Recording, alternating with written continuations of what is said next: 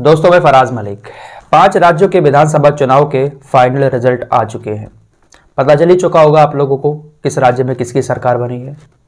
नहीं पता है तो फिर भी बता दूं आप लोगों को, पंजाब को छोड़कर चारों राज्यों में बीजेपी की सरकार बन चुकी है। सबसे ज़्यादा निगाहें उत्तर प्रदेश के ऊपर थी, तो यहीं की थोड़ी सी बात करेंगे और उन लोगों से थोड़ी सी बात करना चाहता हूँ जो लोग हक बोलने वाले को, सही बात बोलने वाले को बीजेपी का एजेंट, बीजेपी का दलाल और न जाने कौन कौन से शब्दों से नवाज देते हैं। हो सकता है कि मैं ये जो बातें कह रहा हूं कुछ लोग यहां पर भी आए और मुझे भी कुछ इन्हीं तरीके के शब्दों से नवाजें।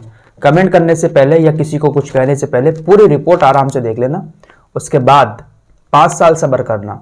5 साल सब्र करने के बाद फिर से सोचना कि आखिर अब किसे कहें हम दलाल, कौन दलाल है कौन एजेंट है, ये आपको 5 साल बाद फिर से सोचने का मौका मिलेगा। इसलिए ये सारी चीजें आप लोगों को बता रहा हूं, ठीक है। तो देखिए, पहले आपको बता देता हूं कि उत्तर प्रदेश के अंदर बीजेपी पार्टी को 255 सीटें मिली, उनके जो साथी गठबंधन थे उसको मिलाकर 273 सीट मिली, ठीक है। समाजवादी पार्टी को 125 जो गठबंधन था उसके साथ, बाकी बीएसपी को 1, कांग्रेस को 2 और अन्य के खाते में 2 सीटें गई हैं। ये तो आपको मालूम ही है, लेकिन जो मेन चीज मैं आप लोगों को बताने वाला हूं वो अब आगे सुनिएगा। पहले आपको बता दूं कि उत्तर प्रदेश के अंदर तकरीबन 36 मुस्लिम विधायक जीते हैं समाजवादी पार्टी की तरफ से।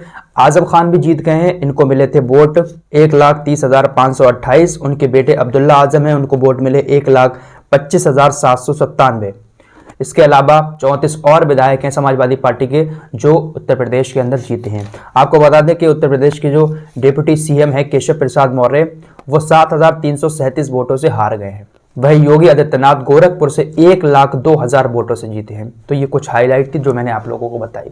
तो सबसे पहले मैं आप लोगों को वोट परसेंटेज दिखाना चाहता हूं कि आखिर किस पार्टी को कितना परसेंट वोट मिला। बीजेपी को 41.29% वोट मिला है, वहीं समाजवादी पार्टी को 32.5% वोट मिला है, वहीं बीएसपी को, मायावती की पार्टी को 12.88% वोट मिला है। 12.88% वोट लेने के बावजूद 1 सीट लेकर आई है मायावती। आगे और सुनिएगा, मैं अभी और चीजें आप लोगों को बताऊंगा। आरएलडी को 2.85%, कांग्रेस को 2.33%, वही एमआईएम ओवैसी की पार्टी को आधा % वोट भी नहीं मिला है। 1% होता है ना मुसलमानों का, उसका आधा % भी नहीं मिला है। 0.35-38% ऐसी कुछ मिला है उनको वोट। तो देखिए, ये जो बहुजन समाज पार्टी यानी मायावती की पार्टी है जिसने 12.88% वोट लिया है, इसको टोटल वोट मिला है 1,16,68,008। मायावती को 1,16,68,008 वोट मिले हैं और सीट मिली है सिर्फ 1। अब जरा बताओ कैसे फायदा पहुंचाया इन्होंने बीजेपी को। जरा देखिए, एक एग्जांपल दिखाऊंगा, इसके बाद बहुत सारी ऐसी सीटें हैं जहां पर मायावती की वजह से बीजेपी की पार्टी जीती है और समाजवादी पार्टी हारी है। ध्यान से देख लीजिएगा कौन दलाल है कौन एजेंट है। 0.35 या 38% लेने वाले को आप दलाल एजेंट बोलते हो, ओवैसी को। और देखिए कौन काम कर रहा है एजेंट वाला। आपको डरा दिया गया है ना, आपको डरा दिया गया है कि सिर्फ हमें बीजेपी को हराना है। सारे चैनल वाले, बहुत सारे ऐसे हैं यूट्यूब चैनल जो आपको डराते हैं कि सिर्फ बीजेपी मुसलमानों पर जुल्म करती है, सिर्फ बीजेपी को हराना है, चाहे फिर वोट किसी को भी देना पड़ जाए। और मायावती को ये जो वोट गया है ना, ये सारा वोट समाजवादी पार्टी का गया है। और मायावती का जो अपना वोट था, वो अपना वोट जो है वो बीजेपी को चला गया है।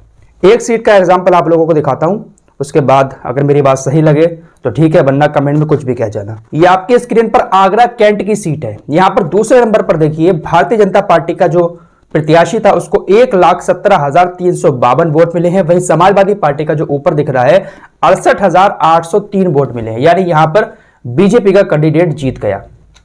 अगर समाजवादी पार्टी के कैंडिडेट को यहां पर जीतना था तो तकरीबन उसको 40-45 हजार वोट और चाहिए थे, तो वो वहां पर आराम से जीत जाता। अब जरा तीसरे नंबर पर आइए, बहुजन समाज पार्टी को 54,216 वोट मिले हैं। 54,216 वोट मिले हैं मायावती को। अगर ये वोट मायावती को ना मिलकर समाजवादी पार्टी को मिलते तो कौन जीतता आगरा कैंट की सीट? समाजवादी जीतती। तो ये जो 54,216 वोट काटे हैं मायावती ने, ये किसको नुकसान पहुंचाया और किसको फायदा पहुंचाया है? क्योंकि मायावती ने भी ज्यादातर उन सीटों पर उन्हीं लोगों को टिकट दिया था जिस जाति के इंसान को समाजवादी पार्टी ने टिकट दिया है। तो 64,216 वोट लेकर भी वो हार गई। अगर ये वोट समाजवादी को चले जाते तो बीजेपी वहां पर नहीं जीतती। तो वोट कटुआ, बी टीम, एजेंट कौन है आपकी नजर में? और ये एक सीट नहीं है, ऐसी बहुत सारी सीटें हैं जहां पर बहुत कम मार्जिन में समाजवादी पार्टी हारी है और मायावती की पार्टी ने बहुत सारे वोट लिए हैं वहां पर। तो जो मुनव्वर राणा जैसे लोग बीजेपी का एजेंट, दलाल, ना जाने क्या क्या कह रहे थे, ओवैसी अगर आगे बढ़कर चुनाव लड़ रहे थे, लेकिन मुसलमानों ने ओवैसी का साथ नहीं दिया। 0.38% वोट ओवैसी को मिला है। 50,000 वोट तक नहीं मिले हैं पूरे उनको 100 सीटों पर। तो एजेंट और वोट कटुआ कौन है यहां पर आपको समझना पड़ेगा। साथ ही साथ एक चीज आपको और बताऊं, ये जो 125 सीटें समाजवादी को मिली है ना, ये 125 सीटें जिसमें से 36 मुस्लिम विधायक हैं, बाकी बहुत सारी सीटें ऐसी हैं जहां पर मुस्लिमों का इलाका है। तो ज्यादातर मुस्लिमों ने तकरीबन 95% मान लो वोट समाजवादी पार्टी को दिया है। बाकी जो कटे हैं वो इसमें गए हैं कांग्रेस में और बसपा में। तो मुसलमानों ने अपना पूरा काम किया है, लेकिन अखिलेश यादव के जो अपने हैं, अखिलेश यादव के जो जातिवाद वाला इन्होंने एक समीकरण बिठाया था कि जिस जाति के वोट जहां पर ज्यादा हैं उन सारे नेताओं को अपने हिस्से में करके वहां पर उतार दिया जाए। लेकिन वक्त आने पर क्या होता है कि जितनी भी जातियां हैं वो हिंदू बन जाती हैं, ठीक है। वो सब लोग एक तरफा वोट देते हैं क्योंकि उनको लाभ मिल रहा है। भाई जिसके घर में 5 लोग हैं तो उसको एक बार में 25 किलो मिल गया, 15 फिर 25 किलो मिल गया, 50 किलो राशन जिस गरीब के घर में आएगा, भाई गांव वालों के लिए बहुत बड़ी चीजें हो जाती हैं। तो सारे लोग इधर ही गए, वोट पड़े हैं, लेकिन जो अपने थे अखिलेश यादव के वो सारे लोग छोड़कर चले गए। मायावती के अपने वोट भी कटे और वो चले गए बीजेपी में। और मायावती ने किसके काटे? वो समाजवादी पार्टी के काटे। ये चीजें आपको समझनी पड़ेंगी, लेकिन शायद अभी भी बहुत सारे लोगों को समझ में नहीं आएगा। उनको लगेगा नहीं यार ईवीएम में गड़बड़ी हो गई, ये हो गया। हो सकता है भाई, हो सकता है, कोई बात नहीं है, लेकिन जमीनी हकीकत भी ये है कि आप लोगों को जो दिखता है ना वो होता नहीं है, अंदरूनी मार कुछ और ही होती है। अब समाजवादी पार्टी की ये जो 125 लोग जीते हैं, क्या ये आपके लिए आवाज उठाएंगे? मुझे नहीं लगता कि आपके लिए आवाज उठाएंगे। कहीं पर कोई कांड हो जाएगा, कुछ भी हो जाएगा, ये ट्वीट कर देंगे आपके लिए। बस किसी की हिम्मत नहीं है कि सामने आकर आवाज उठा लें। और अगर यही किसी और को मिल गए होते ना, खैर छोड़िए, आप लोग समझदार हैं।